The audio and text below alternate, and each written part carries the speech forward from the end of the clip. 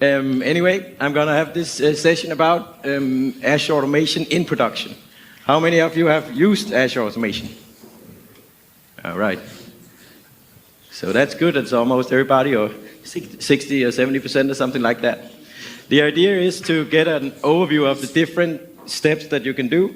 It's kind of like we have taken the whatever challenges we have had in different projects, and we've collected that through the last few years into some best practices in different different subjects around automation. So it is all stuff from we have used in production, at least almost all of it, but I've then tried to collect everything into like one session here. It's of course something that always changes. My name is Jakob Gottlieb Svendsen. I come from Copenhagen in Denmark, and I work as a principal consultant and lead developer in a company called CT Global. So my main area is to do C#, PowerShell, anything in that. Been an MVP for a few years, and you can see my Twitter handle and my email right there. Let's get started. So as I said, I'm going to try to go from A to C in using Azure Automation in production. So we're going to look at authoring tools, and then the structure of the code or the PowerShell scripts. We're going to look at administration, source control, where to keep the scripts, how to automatically deploy the scripts through source control. We're going to look at logging, and from logging we can then have alerting, and in the end we also want to add some reporting, of course. So, and of course afterwards I just need to finish packing it up, and I will put it on the PSConf repo in GitHub, so you can download the slides and all the content that I've shown. All right, so authoring. PowerShell ISE. PowerShell ISE is great. It's been there for years. And to use with Azure Automation, it has the authoring toolkit. This means that you can go in and create new runbooks. You can add or edit assets, which of course they changed the name to shared resources now, such as credentials, stuff like that. And that's really nice. It's very important if you install it on a hybrid worker, for example in a test environment, that you scope it to not the same user as running the hybrid worker, because then it will actually conflict. Some of the functions in the module is the same functions as the hybrid worker uses by itself, and it'll actually fail. So it's important to install it not as the same user as running the hybrid worker. So there's also Visual Studio Code. How many uses Visual Studio Code? How many are still using ISE? In combination, right? I do that myself. I use Visual Studio Code. I'm super happy about some of the features, like now my scripts look really pretty because it can auto-format the stuff. Well, iSteroids for ISE can do that too. Stuff like jumping between functions, all these things I'm used to from Visual Studio is in Visual Studio Code. Sometimes when I need to trigger the code, then it's slow, or debugging doesn't work as well always, yet at least. So I still use both. And there is no Azure Automation. Well, there is a community Azure Automation plugin made by a few Danish people, but it doesn't have the same functionality as the authoring toolkit.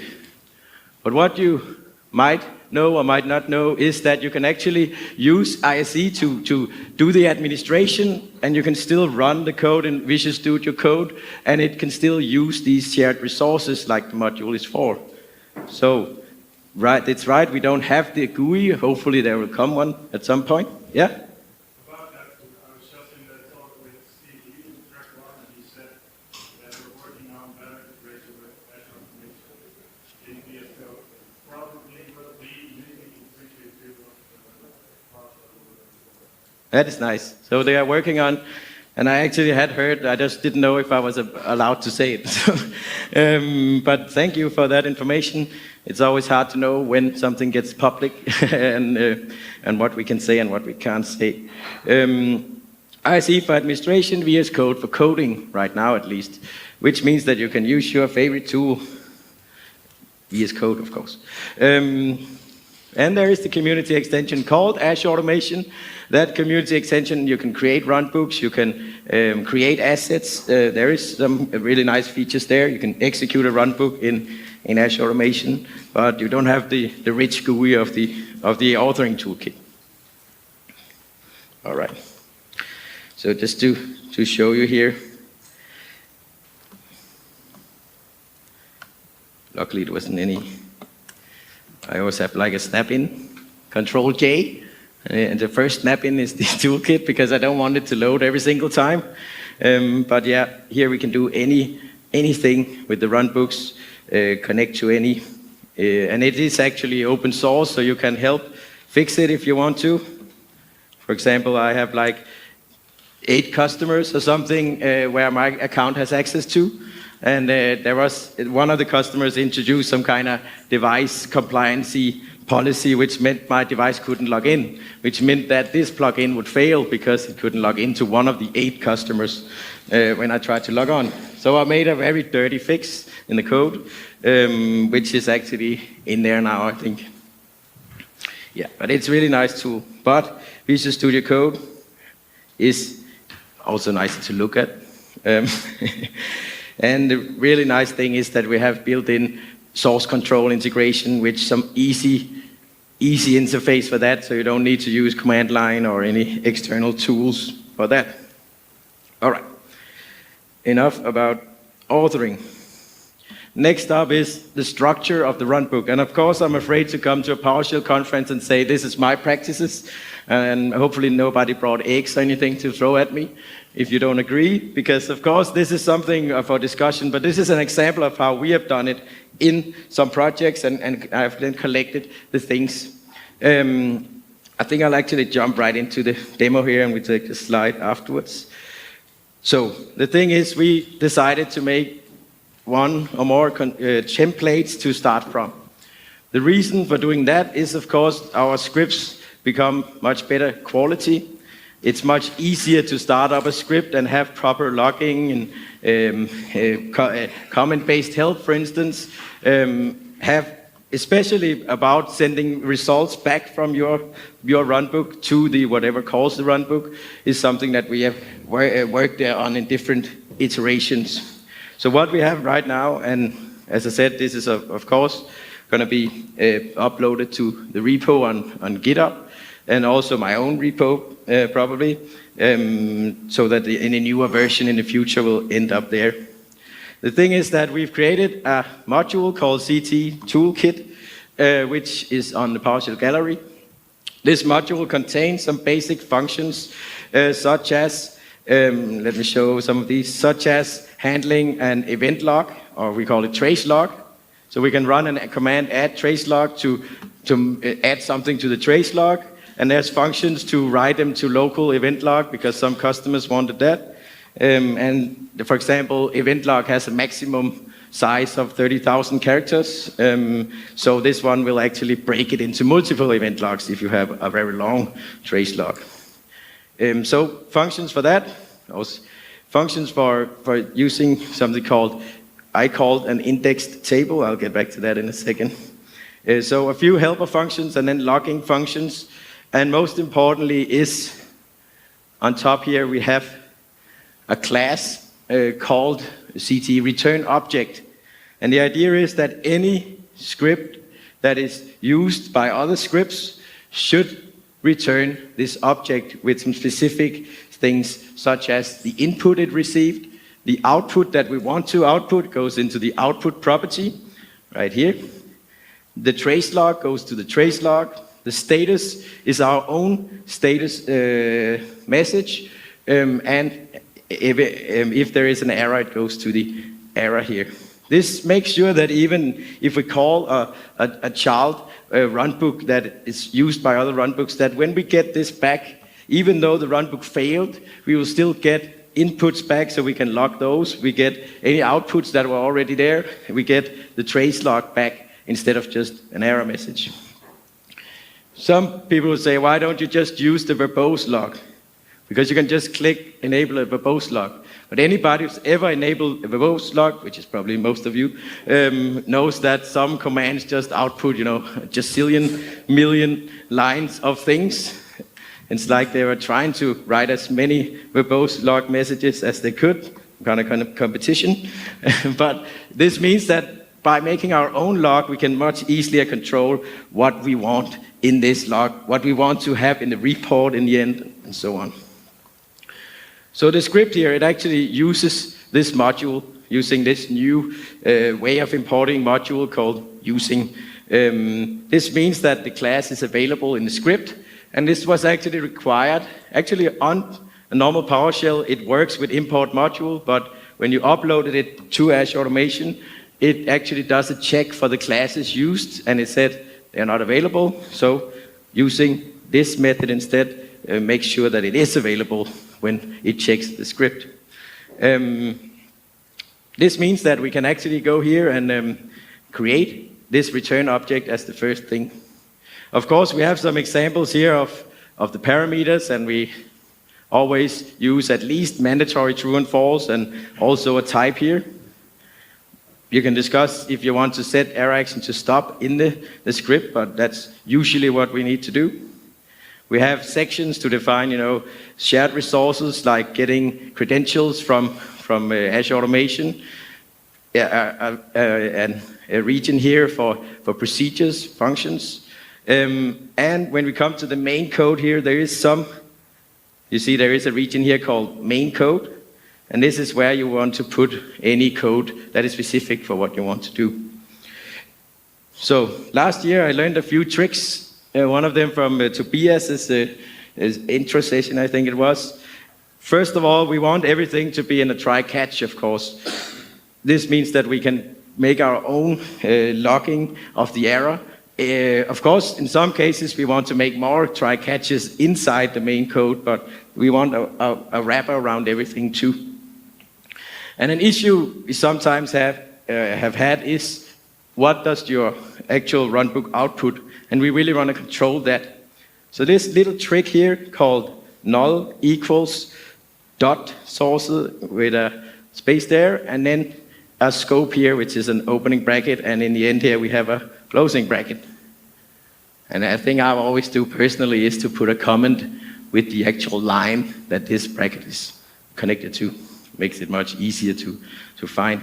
But this null equals dot script block means that whatever this script box sends out to the normal output will go to $null. So we don't have to worry about that some kind of import of a module or some kind of command suddenly outputs some kind of output we didn't expect, and therefore suddenly our return to the other runbook is polluted with other types of outputs. Therefore, of course, we could send all commands to $null or send them to $null, but it's easier just to have a block around the whole thing. So we can do like get the start time, then we can add these trace logs here, entries to the trace log. Then comes the main code, as I said, and in here we can, for example, import modules. We can do really good performance code here. It actually says, if you read the comment, this is not how it's supposed to work. This is not the way to do it. The thing is that it's just an example of if you have a big collection of objects, they can be really, it can take a long time to actually read them and to filter them. So what you can do if you have a big collection, you can make it into a hash table. And this hash table then has one key called whatever key you want to use as to search for. And then the other key is called object and contains the whole object. This takes, performance improvement of 1,000% or something like that in some cases. And instead of having to create a hash table every time, we created a function called convert to index table, where you type in the user, the property you want to use as key, and it outputs a hash table with that key as one of them, and then the object in the object field. This means that we can do a where, and we always recommend now to use this .where because it's faster, and therefore an example here of it. We can then search, for example, username, this guy here, and then we can take .object from that result, and we then have the object back. This was something I also learned on PowerShell conference last year in Matthias Jessen's session. So that was some good stuff that I learned last year. And whenever we want to add something to the output, we actually go to our return object, output add, and we put it in there. So we control which exact things we want to send back, and we are 100% sure that there's not something that suddenly pops up because there was some condition that made some command output some other stuff than we were expecting. We can control it fully here. After the main code, we go in and add stuff like control finished, total runtime, and then we set this to success. And we then, as you can see, the try catch has a finally down here, so it will always output this, the outputs of that. This is actually wrong. I made a mistake when I tried to make it more pretty, because we want to send the whole object, of course. So we have the output, the inputs, the trace log, the error messages, and the status sent back in a control form. This means that if any error happens, yeah.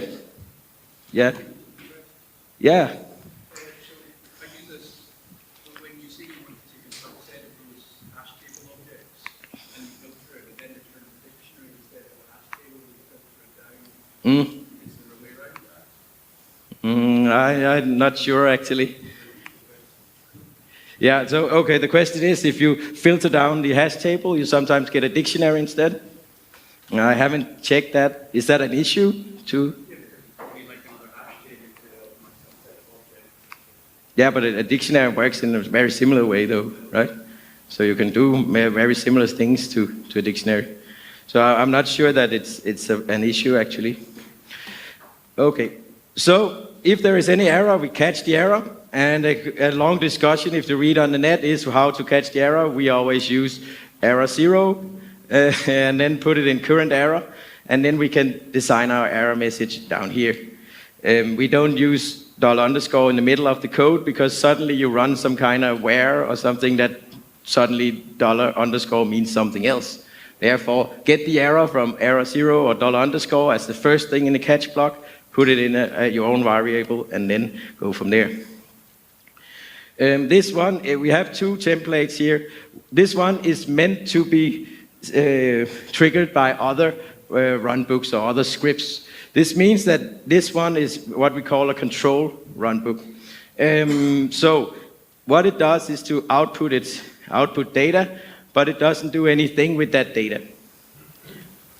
Let me just jump to a slide here. Because I don't know if anybody ever have done Orchestrator and read the book about runbook best practices, but we kind of got the idea from there that we want 3 different kinds of runbooks. We want one that is the initiation, which is meant to be triggered from outside by a human, by the REST API, something like that. And the output here should either be human readable or it should be JSON. I'll show you why we want JSON a little later, because we can use that in the reporting. Control runbooks, it's meant to be used by other runbooks. They should always return the standardized object, CT return object, so that the other runbooks can actually... What? There's some mess up here. There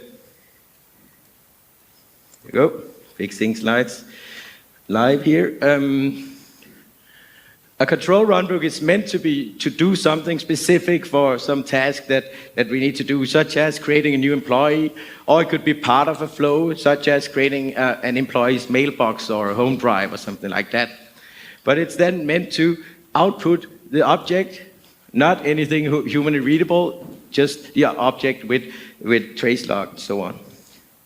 Last one is a component runbook, and the component runbook is, it doesn't have to follow our It's more for very generic stuff, such as if we want to, instead of using new AD group, we make one called new CT AD group, because it's just creating an AD group with some specific properties on it, maybe, or names. And of course, such a runbook script should just output whatever object it created, such as the AD group. It's not very often we use these, because in some cases you would want to create a module with these functions in there, or just a function that does this. Yeah, but it should not, these components should be generalized so that they don't have too much hard-coded stuff and so on, and they shouldn't rely on any outside resources, such as credential objects and so on from Azure Automation. All right. If we look at the init template, it's very similar. All these things up here is exactly the same as before, except it's actually calling the other runbook just as an example. But what's interesting is that down here in the catch, it actually sets the status to failed, makes the error message, but it writes the error message with action continue. And then it writes the error action again with action stop, because the general error action is set to stop on this runbook. This is, again, for logging purposes. You'll see that in log analytics, you'll be able to see this error that's outputted here by itself, so we can easily find them. Another thing we do is to put the trace log here and then send this object out as JSON. Because when we send that to log analytics, it reads the JSON, and we can use the parts of the object in a separate tables in our reports, which is very useful. All right. Of course, I could talk a whole hour about this template and how we do that, but this is just an example you can download and try, and of course send me comments if you have any, or we can talk afterwards. Just don't bash me completely if you didn't like it. But constructive feedback is always good.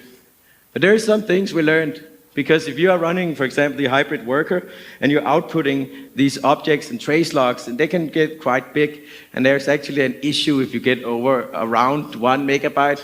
I tried to make a script to find the exact number, which didn't work very well, but it seems to be around 1 megabyte. So sometimes if you are iterating through 100,000 users, you probably don't want to write a trace log for each user. Maybe you should think about only writing special cases like errors or warnings, stuff like that. Source control. How many uses source control for their scripts? Yes. After VS Code arrived, I think that went up like a few 100% or more. So we have a rule, everything goes to a script repository, a source control repository. Git is great, but I've heard a lot of people, when they hear about Git for the first time or multiple times, they think about GitHub. And just to be clear, Git is not GitHub. Git is a way to make a repository which works with GitHub or any other. And it does not have to be very hard to do or very advanced to do. It's just a few things you need to learn.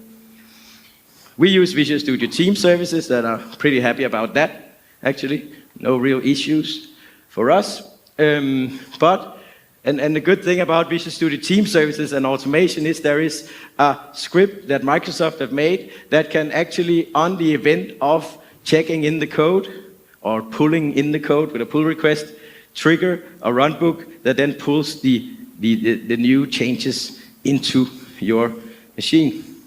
Of course, you can set up a more advanced pipeline if you want to, but there's no official documentation from Microsoft describing that yet, at least. I would expect at some point we get some actions that we can put in the pipeline. Or if anybody wants to make these actions, you can actually extend the marketplace yourself and make some nice steps that you can put into your pipeline. And if we look at that, just a quick look here. It's right here. This is one of them. And what you set up is what's called a service hook. A service hook means that some event that happens, it should trigger a call to a webhook. And we can then use the webhooks in Azure Automation to trigger a runbook that then reads this This is what it receives. It contains, everything about the changes, which files have changed, and so on. And this runbook then goes in and pulls that back into the account. So in here, for instance, it's the other one. In here we have this one called Runbooks, this folder here. And this is the folder that we check. I've set it up to only check that folder. And if I write some kind of test, psu econf.ps1, of course. I didn't fat finger it. There we go. This rocks something. And you check that in. We check that in here. And a good idea is not to do just a dot. It's a good idea to write something, psconf demo, because you can see that in the history.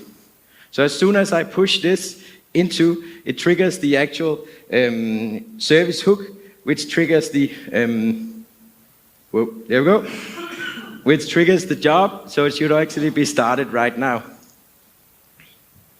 Yeah, and of course this is just a demo. We could have multiple branches and use pull request. It then drags in, installs whatever has been added to that. And don't mind all the failed runbooks. This is a demo account, and soon we should have the actual psconf script down here.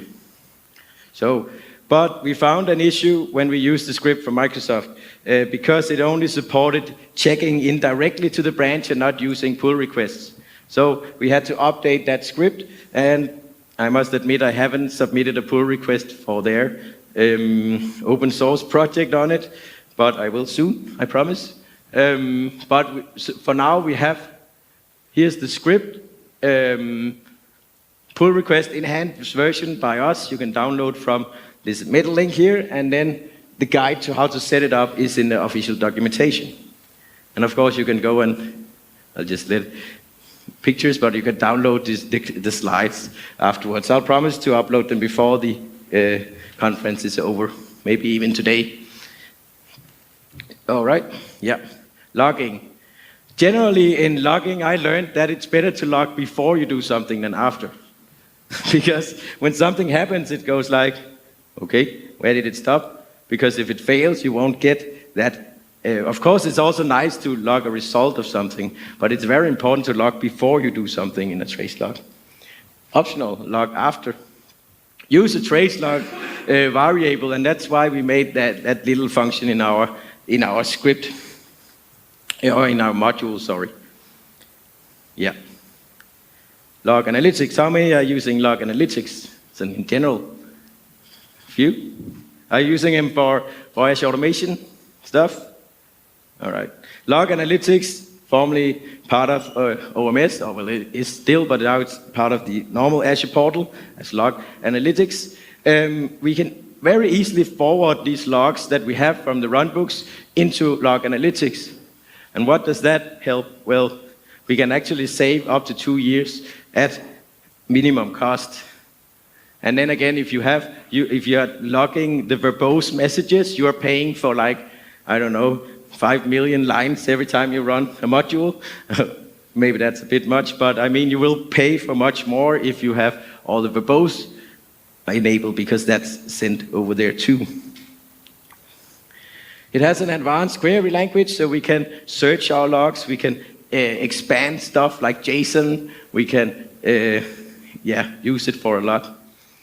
What we get from automation is something called job logs, which is the general result and status of a job. So started, stopped, and so on. But we also get job streams, which is whatever we output to the output stream. This means that we can actually make rules, alerts, which I'll show afterwards, on stuff that is outputted from the runbook. And as I said, if we output JSON, it actually expands the JSON automatically, so each property in the JSON will be a field in log analytics, and we can filter on that field directly. And if you are using DSC, you also get the node status and other events from DSC. You can actually, when you configure the forwarding, you can set which categories you want. So if you don't use DSC, or if you only want the job logs, you can enable that instead. Yep. So this is one of the examples of one of the things here. So if we have the category job, we always have a field called runbook name. But if we have a job type, a job log type, what's called entry, we'll see that the result type is actually the status, as you see up here. If we have a job stream, we'll have to look at result description to see the output that we send to our, and that is if it's not a JSON output, because if it's JSON, this will be empty, and whatever fields within the JSON would be directly as available as fields here. Yep. So you see the JSON outputs, they will then be called result description underscore, and then whatever field name it had, or whatever property that you outputted in your JSON. All right. So looking at that, we'll go in and, first of all, this lost connection. Luckily in this session, I don't have Lego robots and whatnot. If anybody saw my session yesterday, I wasn't very lucky with the demo gods. This one is probably more safe. If you go to Azure Portal here, you can find log analytics. You can go to log search. It's also here in front. And there is a searcher here, but it's actually a much better interface if you click analytics here and go to the advanced one instead. The advanced one looked like this, and I apparently deleted something. And I'll zoom in a little bit, if I can. Yep. So you can actually search, and it actually has pretty nice IntelliSense. So you can go and then select, for example, category, equals, did you see it actually help me there? Equals, job logs. And you can shift enter to run it, or you can click the run button there. Now searches the data for something that has, you need to it is in Azure Diagnostics because it's the same as all other diagnostics from VMs and so on. But it then has a provider called Automation. So this part here of the query means all the stuff from Azure Automation. And when we can do whatever extra filtering we want. And we can actually see we got the stuff here. Yeah, and if I remove some of this, for example, so that we see everything.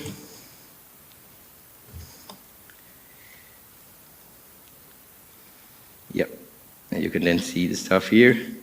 I can go into columns, for instance, and you can then, it's a little bit difficult in this low this zoom, but in here I can choose the columns, for example, columns like input, output, or the trace log. If I can see the trace log here. There we go.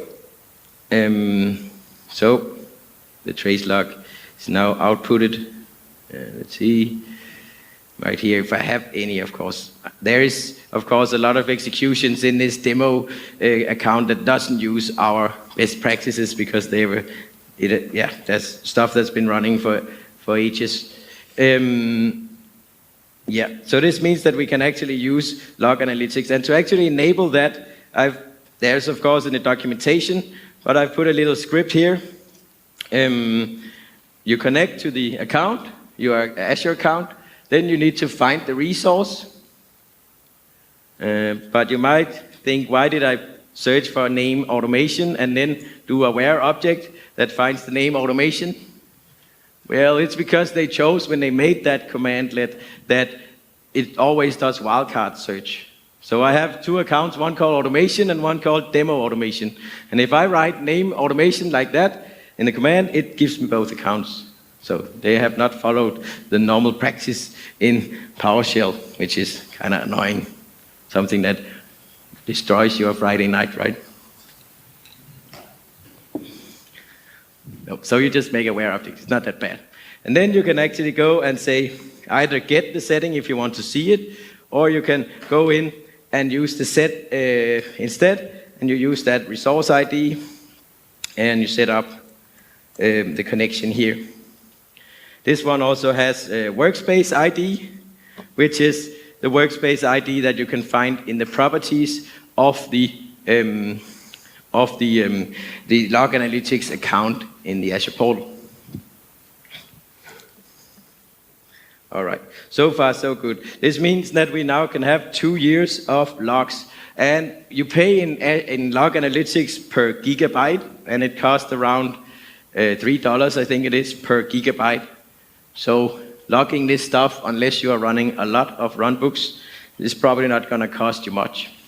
Just an example, a similar thing is Office 365 auditing, Azure AD, SharePoint auditing. You can enable and drag in there. And a customer that I have with 40,000 users and 1,000 SharePoint sites, all their audit logging in Azure AD and which files are open in SharePoint and so on cost around $10 a month. And that is them saving it for 6 months, because each time you add another month, you pay 10 cents more. But usually this is almost a no cost at all. Except, I mean, I have talked with people that said, yeah, but we are running 1 million jobs a day or something like that, or a month. And then, of course, it can. But you can save it for as long as you want. I think it can actually do more than 2 years, but officially in the GUI you can do 2 years. If you need more, I think you can talk to Microsoft about that, but I'm not sure. All right. So when we have these logs, we can make alerts. And previously, we were using OMS alerts. This means that you would have to have an account that was linked to your OMS workspace, which means that, or log analytics workspace, which means that you would have to have the workspace running as per node pricing. So it goes to different pricing model and became more expensive in many cases.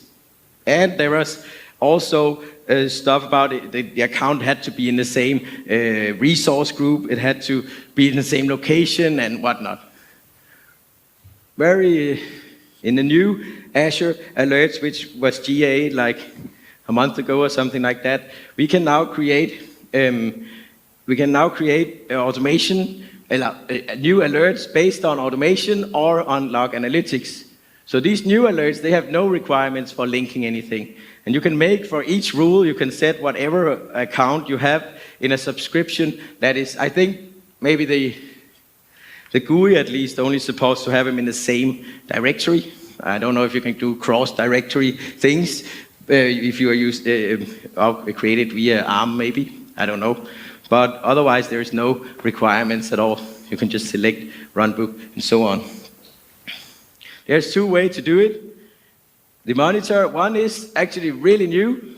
It came, as I said, a few weeks ago or something, where we can go in and trigger on the actual job result itself directly on the runbook. But it is the first iteration, so it isn't so flexible. You can have one rule for one runbook that triggers one runbook. Oh, actually, you can trigger up to 10 runbooks and do different things, but you have one rule per runbook. Currently, it only works on runbook executed in Azure. It was something I discovered a few weeks ago. And I was allowed to tell you that that is not on purpose. That is something that they work on. It was actually a regression, as it's called, where it was working, but now suddenly something made it fail. So it should be fixed soon, I think. The other one is Log Analytics Query. The thing is, this one, the first one triggers in about 5 minutes in my test results. The other one is at least 15 minutes, because it takes maybe 10 minutes for the logs to get into Log Analytics, and then you can only set those rules to query every 5 minutes, so at least 15 minutes.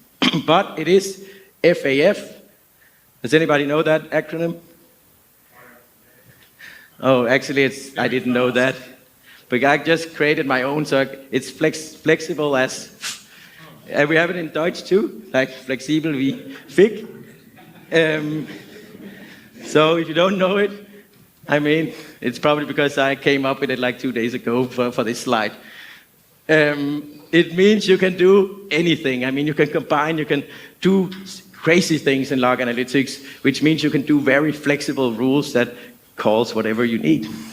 Very handy. And you can that means you can make one rule for all your runbooks, or any result, or any error that's sent from a runbook, for instance. Even though it's errors that are non-terminating, you can see those in the log, and you can make rules on those, trigger stuff to fix it, if that's what we want. All right, so the Azure alerts. there is a few things you need to know when you try to create them. First of all, you go to Azure Monitor here, and you go to Alerts, and you create a new rule. There was also add, but you can see the rules in here. Create a new rule. All right.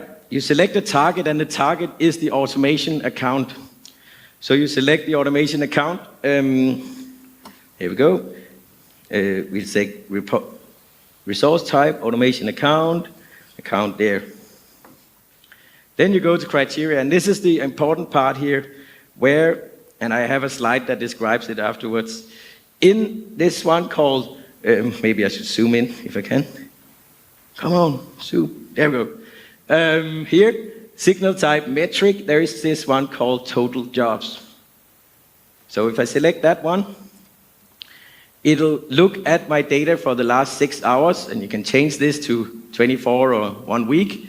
And you can then down here select a runbook. But as you can see, I can't select all runbooks. I can only select the runbooks that actually have run within the last 6 hours. And again, I think that's something that is being worked on. You can also only select statuses that actually happened within the last 6 hours. So this means you will have to run at least your runbook once, and you will have to have some runbook fail. So of course, create a test, a new error runbook to make a fail, and then have your runbook selected here. But as soon as you do that, for instance, this one, and then failed, you can then set how many failures for that runbook before we trigger the alert, more than 0, and how often should you check it every minute. And now we can actually have an alert that triggers. And what you do in these new alerts is you set something called action group, which means that you can create action groups that for example, triggers a specific runbook, like this one here, runbook. And this one is actually sending Google notifications when it happens.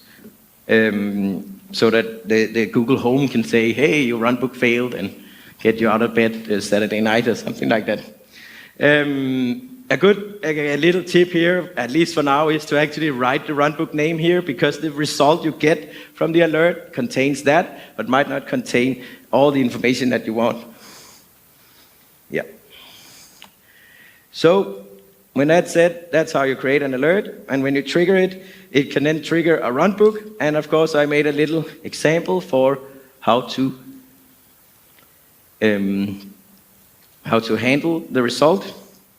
Here is an example result that I put into my script, but what it does is to, of course, fail, because I accidentally deleted a letter there, but it gets this webhook data as any other webhooks, and then we can read the webhook data, and you can see these different, we have the time it happened, we have the rule name, we have the resource name, which is the automation account, we have the resource group name, and actually if we go into more closely here, we can actually get the rule that we made, so we can get the runbook name, and we can get the status. And then we can go from there. I think that might be something that is subject to change, of course, since it's, there is place for improvement at least. But you can use this template for now. But one little warning is I tried to update the documentation, because the documentation doesn't have the data field here. And my reply was, how did you get that data field? Because it's not usually there when you do Azure alerts. So there might be something that needs to be a little straightened up there. All right, so when we have the logs, we have monitoring now. We just need some reporting.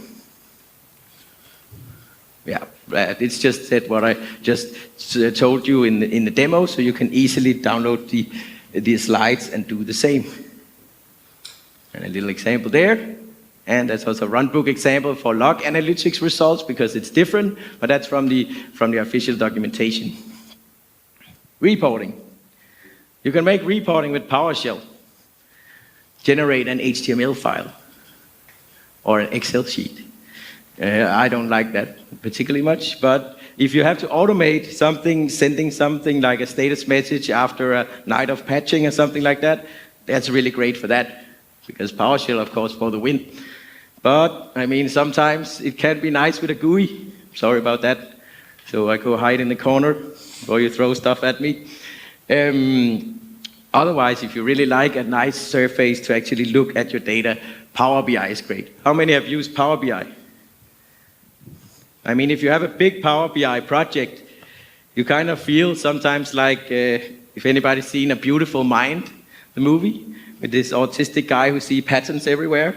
So if you have a really complex one, you can make these crazy patterns and join things like from different sources, like an API and something from a database and another database, join them into one table and show that stuff. It's great. We can advance, and another one is that we can actually also handle JSON here. So we can get that JSON that I talked about, show the inputs, outputs separately, so the trace log and error messages and so on.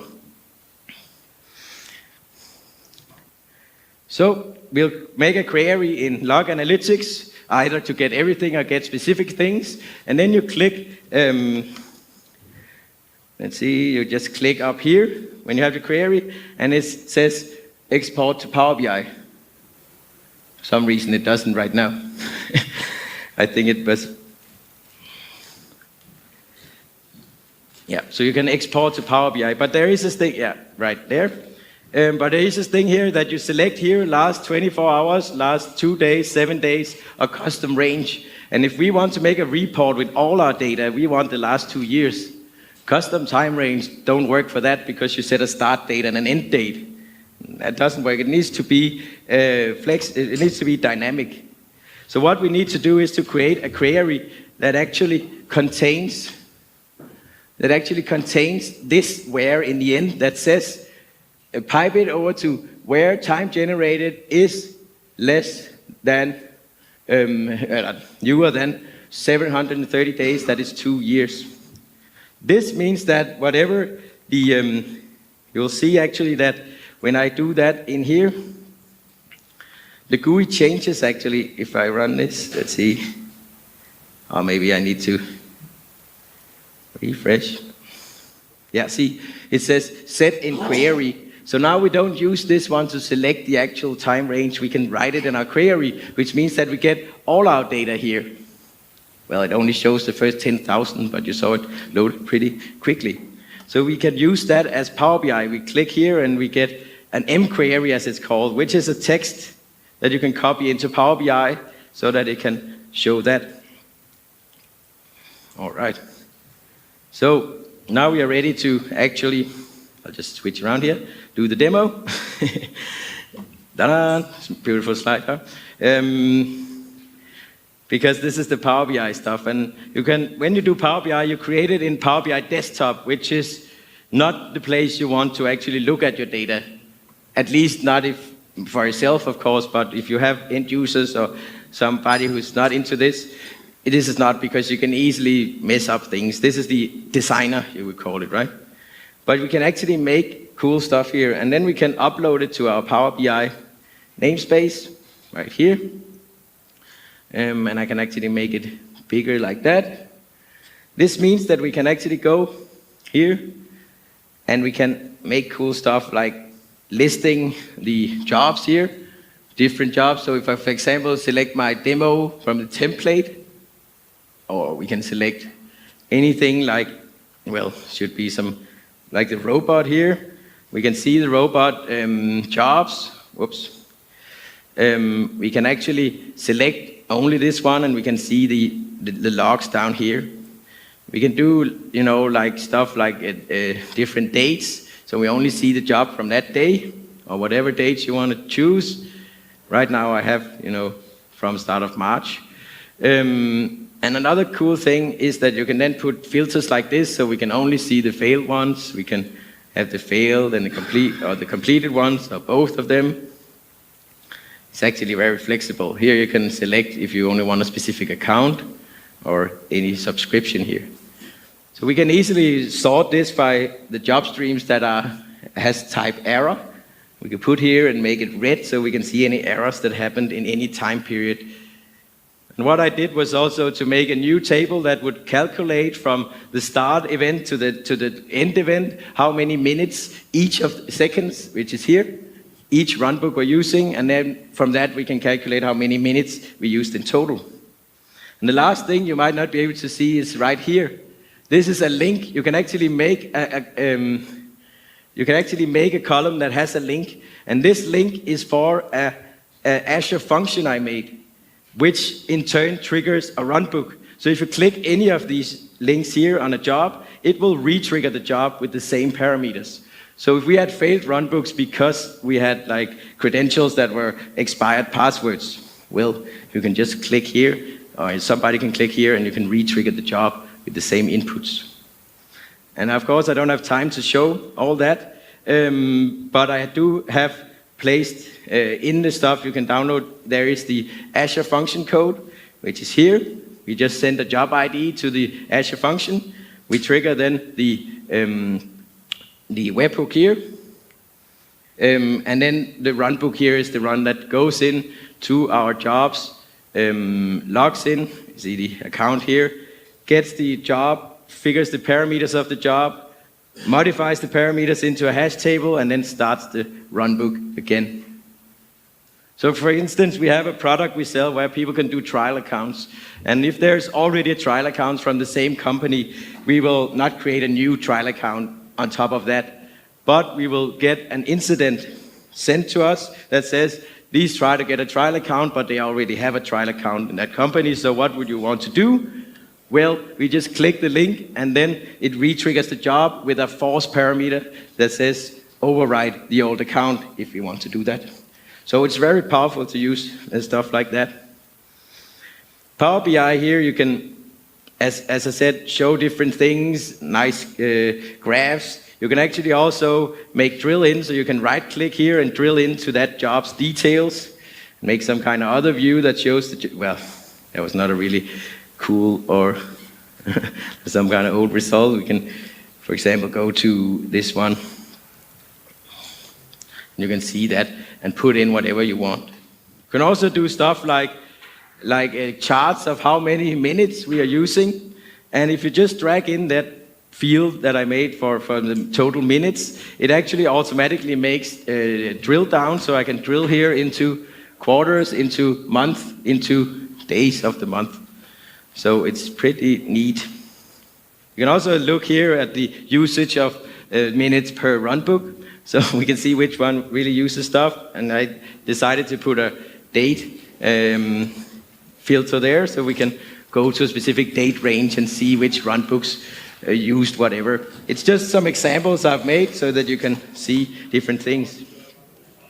Another thing is that if you output JSON, as I said, this one, for instance, test output JSON, outputs a list of processes from get process. It will actually be expanded by log analytics, so I can actually read that result into a custom table if I want to. So taking that JSON method and expanding JSON, combining it with the return object that we made, which I showed that I was outputting as JSON, means that I can get a separate column for each of the things that we actually have in the output.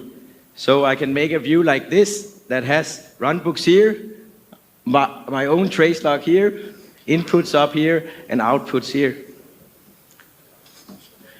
Of course, I can then have a drill in that then goes in and shows me all the other stuff. So I can drill in here to that, and we get outputs, inputs. This one has even a verbose added, so I can go, let's only have verbose, or we want all of it except progress and verbose.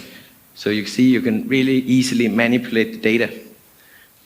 So I think this is a very nice surface to actually show the results of the runbooks and to handle that stuff. Yep. And of course, it's available in the content that I will share. I just need to remove some of the links to my own function and so on. You see here, this is what I mean by the relationships. If you have like 100 tables, it gets pretty crazy.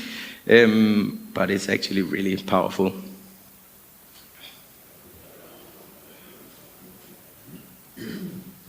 Yep. So what did we learn from using Power BI?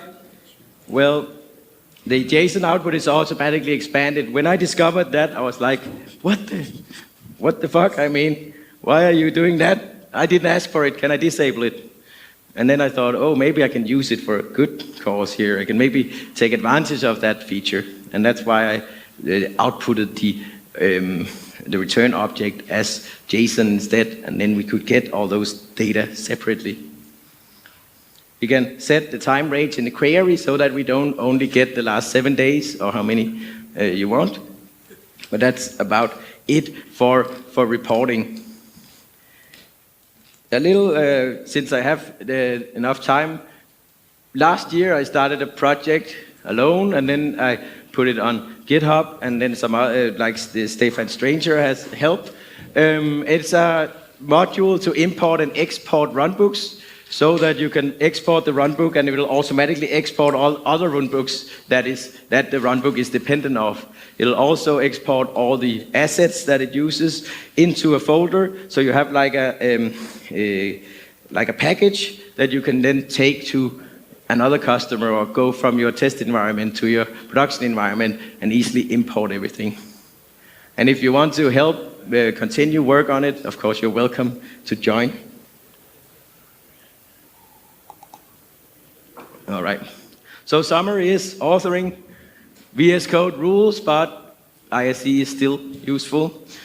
Structure, use templates. It makes people much better at doing the logging because it's just available right there. And one thing I've learned with logging is don't wait till you're done with your script to do the logging, because it's the logging you need to troubleshoot your script when you're developing the script, right? So use templates, do logging right away. Administration, use source control. Logging, log analytics rules. Alerting, Azure Monitor. And then Power BI as the reporting in the end.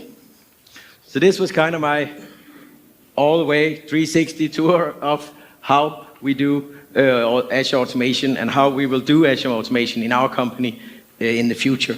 And we'll keep iterating, making it better, and anybody who wants to change whatever template and come up with new stuff is very welcome to send that to me. I might also put it on the GitHub if anybody wants to join in.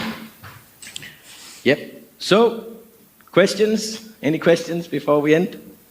Of course, you're welcome to ask me afterwards, if my voice doesn't break completely.